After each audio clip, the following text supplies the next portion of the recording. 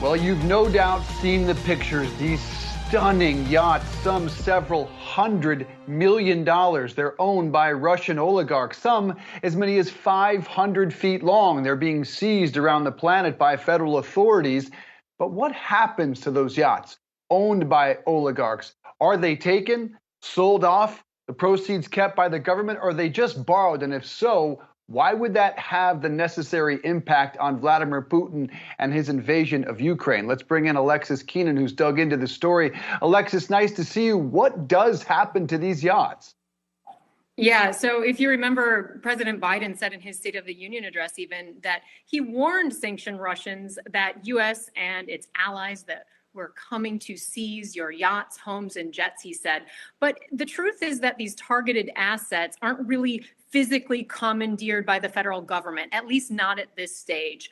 There are, for example, no federal agents that are showing up to physically seize this property. Instead, it becomes the really temporary responsibility of U.S. people and U.S. entities who either possess or control these assets in some way. They are the ones who are required by law to first block the assets and also report them to the U.S. Treasury Department's Office of Foreign Assets Control, also known as OFAC.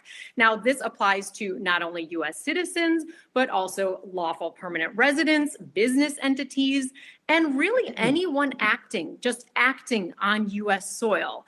Also, it's not really the property itself that's sanctioned here. It's really each person or business entity that is designated on the sanctions list. Now, there are a few pathways that these sanctioned parties, they can use to ask for the return of their property. One way is, and this is all kind of theoretical, mind you, one way is to apply to OFAC for a license to be removed as a party. And there are instances where parties have been mistakenly put on a U.S. sanctions list. So that's one avenue. Another is to apply for a blocking application. And that is specifically to remove a particular asset from the list.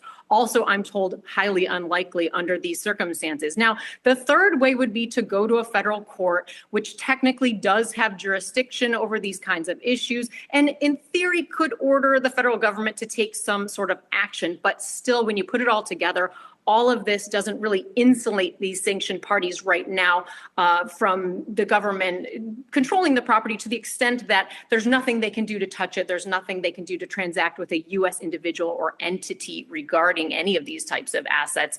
Also, it could be subject down the road to a criminal or civil forfeiture, but we're really not at that stage quite yet, guys. Alexis, I can't wait to go to that auction. I'm shocked that there's not a standard form. Here's how to get my $100 million yacht back. Signed, yours truly. Thank you for that report, Yahoo Finance's Alexis Keenan.